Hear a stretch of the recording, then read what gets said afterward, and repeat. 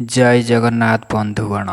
आज आम जानिबा मेष राशि ठु नहीं मीन राशि पर्यंत द्वादश राशिर राशिफल विषय। एही दैनिक राशिफल चंद्रक गोचर गणना को नहीं आधारित एवं चंद्रक गोचर गणना आम जीवन में बहुत प्रभाव पकाई थाए। तो बंधुगण आसतु जानिबा आजिर राशिफल विषय। ता पूर्वरु आम चैनल को जो माने नुआ करी आसिछंती चैनल को सब्सक्राइब करंतु और पाखरे थिबा ऑल बेल आइकन को दबाई दियंतु काहेकि ना आमे अपलोड करिथिबा प्रत्येक वीडियोर नोटिफिकेशन आपण सर्वप्रथमे पाई परिबे। तो बंधुगण आज आमे जानिबा मई मास 28 तारिख मंगलवार राशिफल विषय। तेबे प्रथम राशिफल जानी रखंतु। प्रथम राशिफल मेष राशि।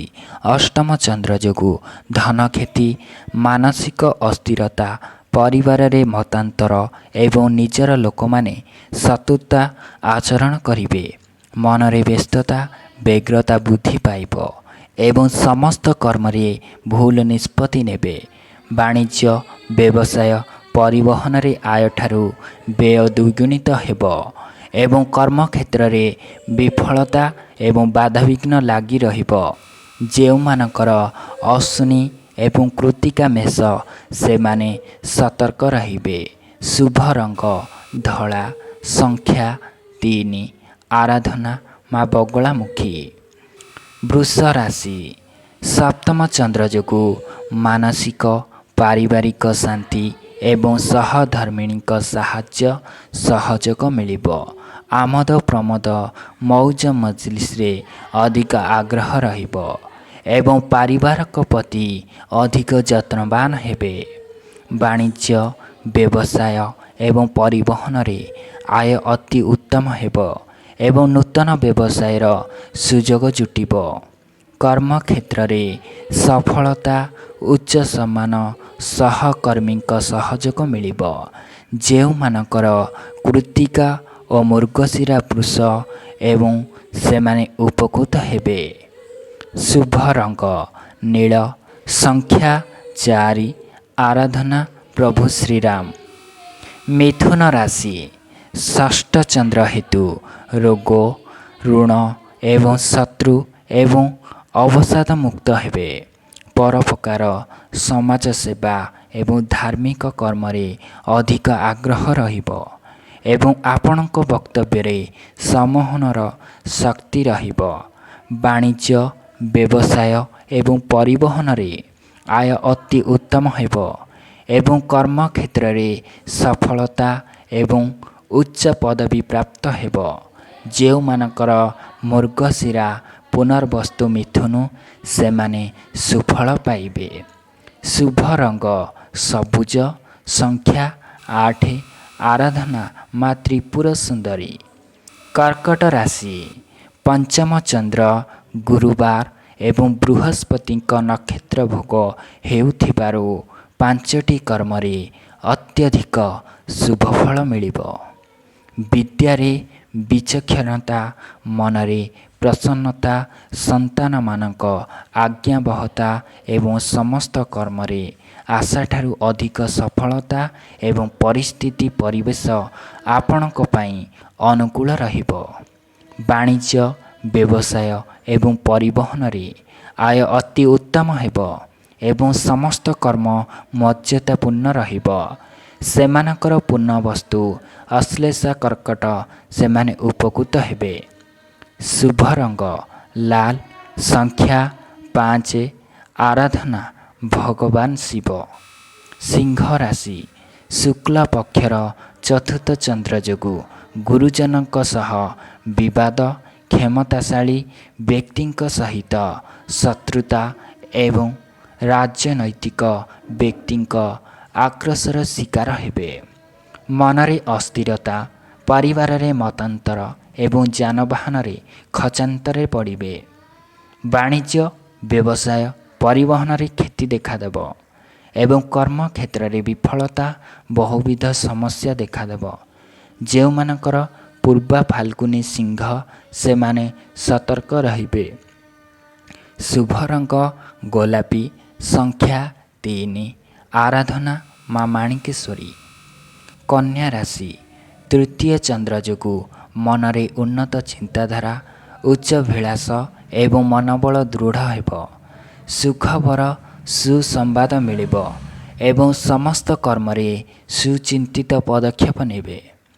ସ୍ୱଜନ, ପରିଜନ ଏବଂ ବନ୍ଧୁବାନ୍ଧବ ଭାଇ ଭଉଣୀଙ୍କ ସାହାଯ୍ୟ ସହଯୋଗ ମିଳିବ।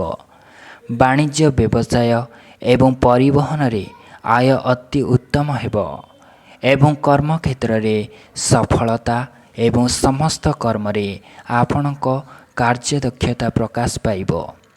ଯେଉଁମାନଙ୍କର ଉତ୍ତରା ଫାଲ୍ଗୁନୀ ସେମାନେ ଚିତ୍ରକନ୍ୟା ହୋଇଥିବେ।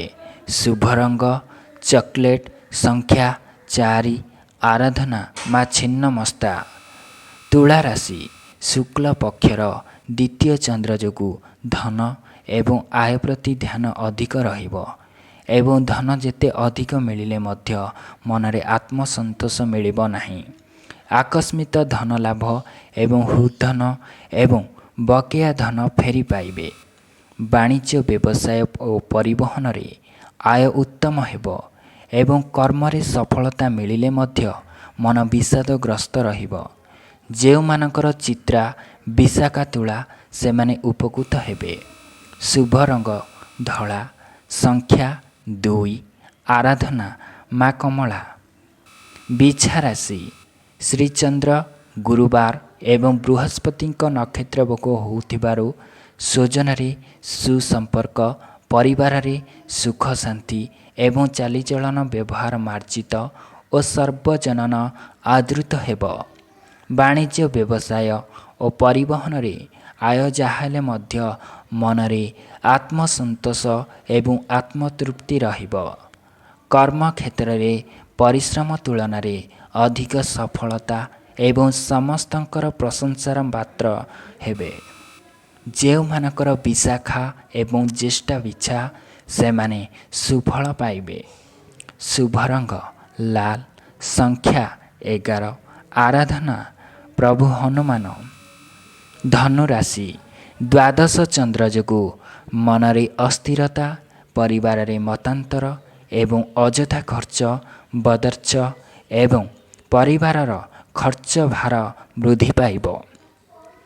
ଖର୍ଚ୍ଚ ଭାରରେ ଅତୀତ ହୋଇ ଋଣ କରିବାକୁ ପଡ଼ିପାରନ୍ତି। ବାଣିଜ୍ୟ ବ୍ୟବସାୟ ପରିବହନରେ ଆୟ ଅପେକ୍ଷା ବ୍ୟୟ ଅଧିକ ହେବ ଏବଂ କର୍ମକ୍ଷେତ୍ରରେ ବିଫଳତା ଅଯଥା ବିଳମ୍ବ ଦେଖାଦେବ। ଯେଉଁମାନଙ୍କର ପୂର୍ବାଷାଢ଼ ଧନୁ ସେମାନେ ସତର୍କ ହେବାକୁ କୁହାଯାଇଛି। ଶୁଭ ରଙ୍ଗ ହଳଦିଆ, ସଂଖ୍ୟା 7, ଆରାଧନା ପ୍ରଭୁ ଶ୍ରୀ ଜଗନ୍ନାଥ। ମକର ରାଶି, ଏକାଦଶ ଚନ୍ଦ୍ର ଏବଂ ସକାଳ 9:46 ପରେ ଶନିଙ୍କ ନକ୍ଷତ୍ର ଭୋଗ ହେଉଥିବାରୁ ସମସ୍ତ ଆଶା ଆକାଂକ୍ଷା ଅଭିଳାଷ ପୂର୍ଣ୍ଣ ହେବ ଏବଂ ସମସ୍ତ ଇପ୍ସିତ ପଦାର୍ଥ ହାତ ପାହାନ୍ତାରେ ଉପଲବ୍ଧ ହେବ। ଧନ ସମ୍ପଦ ବୃଦ୍ଧି ପାଇବ ଏବଂ ଆୟର ନୂତନ ମାର୍ଗ ଖୋଲିବ। ବାଣିଜ୍ୟ ବ୍ୟବସାୟ ଏବଂ ପରିବହନରେ ଆୟ ଅତି ଉତ୍ତମ ହେବ ଏବଂ କର୍ମକ୍ଷେତ୍ରରେ ସଫଳତା ଶିଖର ଛୁଇଁବ।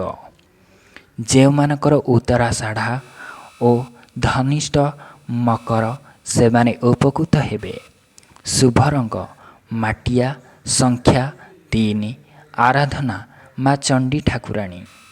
କୁମ୍ଭ ରାଶି, ଘାତବାର ଏବଂ ଦଶମ ଚନ୍ଦ୍ର ଯୋଗୁଁ ସମସ୍ତ କର୍ମରେ ଶୁଭଫଳ ମିଳିଲେ ମଧ୍ୟ ମନ ବିଷାଦଗ୍ରସ୍ତ ରହିବ। ନୂତନ କର୍ମାରମ୍ଭର ଯୋଜନା କରିବେ କିମ୍ବା ନୂତନ ନିଯୁକ୍ତି ମିଳିପାରେ।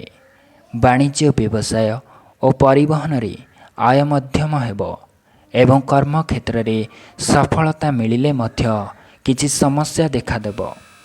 ଯେଉଁମାନଙ୍କର ଧନିଷ୍ଠା ଏବଂ ପୂର୍ବ ଭାଦ୍ର କୁମ୍ଭ ସେମାନେ ଉପକୃତ ହେବେ। ଶୁଭ ରଙ୍ଗ କଫି, ସଂଖ୍ୟା 11, ଆରାଧନା ମା ବିମଳା। ମୀନ ରାଶି, ନବମ ଚନ୍ଦ୍ର, ଗୁରୁବାର ଏବଂ ବୃହସ୍ପତିଙ୍କ ନକ୍ଷତ୍ର ଭୋଗ ହେଉଥିବାରୁ ଯଶ ସମ୍ମାନ ସାମାଜିକ ପ୍ରତିଷ୍ଠା ଏବଂ ମହତ୍ତ୍ୱକ ବ୍ୟକ୍ତିଙ୍କ ଆଶ୍ରୟ ମିଳିବ। ଗୁରୁଜନଙ୍କ ପ୍ରତି ସମ୍ମାନ ଲଘୁଜନଙ୍କ ପ୍ରତି ସ୍ନେହ ଶ୍ରଦ୍ଧା ଏବଂ ଆନ୍ତରିକତା ଅଧିକ ରହିବ। ବାଣିଜ୍ୟ ବ୍ୟବସାୟ ଓ ପରିବହନରେ ଆୟ ଅତି ଉତ୍ତମ ରହିବ ଏବଂ କର୍ମକ୍ଷେତ୍ରରେ ସଫଳତା ଏବଂ ପ୍ରମୋସନ ମିଳିପାରେ। ଯେଉଁମାନଙ୍କର ପୂର୍ବ ଭାଦ୍ର ରେବତୀ ମୀନ ସେମାନେ ସୁଫଳ ପାଇବେ। ଶୁଭ ରଙ୍ଗ ଲାଲ, ସଂଖ୍ୟା 9, ଆରାଧନା ମା ଧୂମାବତୀ। ତ ବନ୍ଧୁଗଣ, ଯଦି ଭିଡ଼ିଓଟି ଆପଣମାନଙ୍କୁ ଭଲ ଲାଗିଥାଏ ତେବେ ଲାଇକ୍ ସେୟାର ଓ କମେଣ୍ଟ କରି ଜଣାନ୍ତୁ ଏବଂ ଆମ ଚ୍ୟାନେଲକୁ ସବସ୍କ୍ରାଇବ୍ କରନ୍ତୁ। ରହୁଛି ଜୟ ଜଗନ୍ନାଥ।